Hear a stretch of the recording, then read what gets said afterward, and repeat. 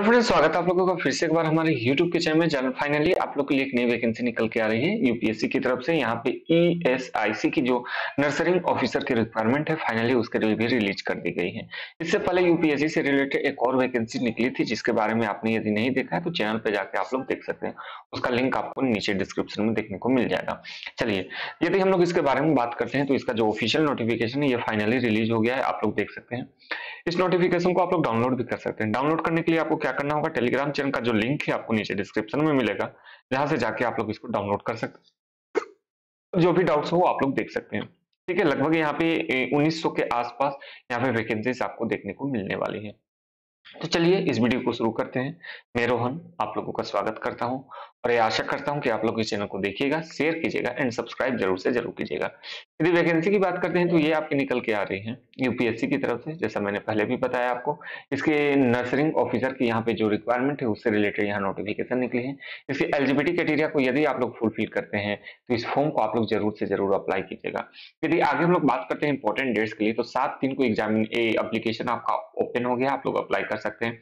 जो आपका पेमेंट का डेट है वो भी आपका 27/3 रखा गया है लास्ट डेट, यानी 20 दिन का समय आपको देखने को मिलेगा। जितना जल्दी हो सके आप लोग अप्लाई कर दीजिए। पेमेंट आप लोग कर सकते हैं 27/3 आपको लास्ट डेट, जैसा मैंने आपको बताया। और साथ ही साथ में करेक्शन के लिए फिर से आपका विंडो ओपन होने वाला है 28 से लेकर 3 के बीच में। तो एक बार में ही आप लोग फॉर्म जो है वो बढ़िया से फिलअप कीजिएगा, क्योंकि फिर से आप लोग को कुछ फीस देना पड़ेगा, तब आप करेक्शन कर पाएंगे। एग्जामिनेशन पे टाइप जो है वो आपका पेन एंड पेपर से होगा। जैसा कि हम लोग जानते हैं कि यूपीएससी हमेशा पेन एंड पेपर एग्जामिनेशन कराती है, तो यहाँ पर भी पेन एंड पेपर आपका एग्जामिनेशन होने वाला है। 7/7/2024 को होगा। जो एडमिट कार्ड है आपको एग्जामिनेशन से पहले यहाँ पे प्रोवाइड कर दी जाएगी।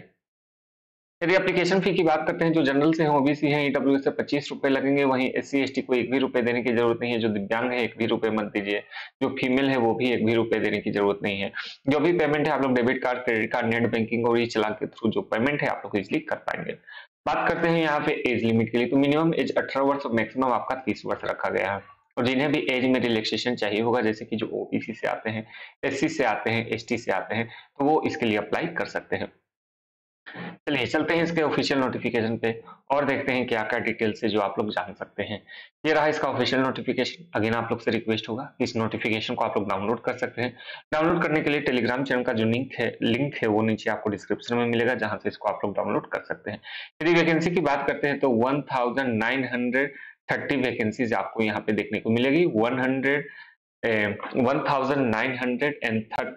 वैकेंसीज आपको यहाँ पे देखने को मिलेगी। यदि कैटेगरी वाइज बात करते हैं तो जनरल के लिए 892, ईडब्ल्यूएस के लिए 193, ओबीसी के लिए 446, एससी के लिए 235 एंड एसटी के लिए 164 और पीडब्ल्यूडी के लिए 168 यहाँ पे आपका रिजर्व होने वाला है।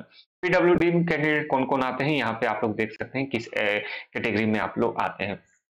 जो फी स्केल है वो आपको 7 मैट्रिक्स का यहाँ पे जो फी लेवल है, जो आपका पे लेवल है वो होने वाला है। और यदि हम लोग बात करते हैं एज के लिए, तो जनरल के लिए 30 और वहीं ओबीसी के लिए 33 वर्ष मैक्सिमम जा सकता है, एससी एसटी के लिए 35 और जो पीडब्ल्यूडी है 40 वर्ष आपका यहाँ पे जा सकता है। एसेंशियल क्वालिफिकेशन की बात करते हैं कि आखिर एजुकेशन क्वालिफिकेशन आपका क्या होना चाहिए जो इसके लिए आप लोग अप्लाई कर सकते हैं। आपने आप बीएससी नर्सरिंग में किया है किसी भी यूनिवर्सिटी से, इंस्टीट्यूट से, या फिर आपने रेगुलर बीएससी किया है नर्सरिंग में रिकॉग्नाइज किसी भी यूनिवर्सिटी से, या फिर पोस्ट बेसिक नर्सरिंग आपने किया है किसी भी यूनिवर्सिटी या इंस्टीट्यूट से, तो आप लोग अप्लाई कर सकते हैं। दूसरा, आपका यहाँ पे रजिस्टर्ड एज अ नर्स और अ नर्स एंड मिडवाइफ आपका होना चाहिए, किसमें, स्टेट काउंसिल के किसी में भी। ठीक है, आपका रजिस्टर्ड एज अ रजिस्टर आप हैं तो आप लोग के लिए इसके लिए अप्लाई कर सकते हैं। या फिर आपने यदि डिप्लोमा किया है नर्सरिंग में तो भी आप लोग अप्लाई कर सकते हैं। यहाँ पर भी आपका रजिस्ट्रेशन खोजा गया और साथ ही साथ में 1 वर्ष का यदि एक्सपीरियंस है आपने, तो आप लोग किसी भी 50 मिनिमम 50 बेड के हॉस्पिटल में आपका यहाँ पे आपका यदि एक्सपीरियंस है तो आप लोग अप्लाई कर सकते हैं। 2 क्राइटेरिया है, यदि आपने बीएससी किया है तो आप लोग अप्लाई कर सकते हैं, या डिप्लोमा किए हैं तो आपको यहाँ पे 1 वर्ष का यहाँ पे एक्सपीरियंस आपसे खोजा गया है। ठीक है, याद रखिएगा ये नॉन गेजेटेड यहाँ पे परमानेंट पोस्ट है, ग्रुप बी में है, नॉन मिनिस्टेरियल पोस्ट है, इस बात का याद रखिएगा। और हेडक्वार्टर इसका जो आपको यहाँ पे पंचम भवन दिल्ली में आपको देखने को मिलेगा।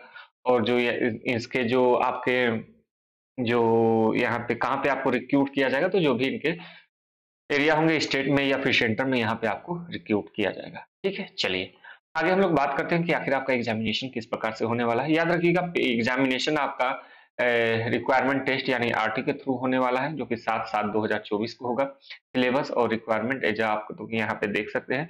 सबसे पहले तो आपका टेस्ट होगा, 2 घंटे का एग्जामिनेशन होने वाला है। All question will equally mark, हर एक के लिए आपको इक्वल मार्क्स दिए जाएंगे।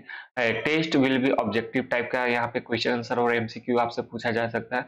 आपका जो क्वेश्चन है वो आपके इंग्लिश में होने वाले हैं, इस बात का याद रखिएगा।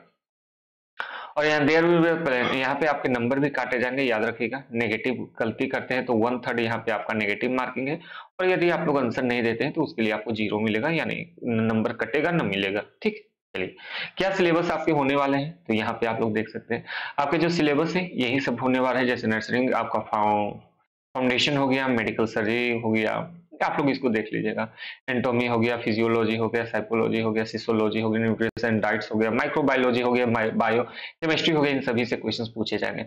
100% वेटेज आपका सिर्फ और सिर्फ इसी एग्जामिनेशन, सिर्फ एक एग्जामिनेशन देना है और आपका सिलेक्शन, समझ गए। सिर्फ एक ही एग्जामिनेशन देना है और आपका सिलेक्शन हो जाएगा, वो भी यूपीएससी के थ्रू लेवल 7 की। यहाँ पे आपको जो पे लेवल है वो देखने को मिलने वाला है।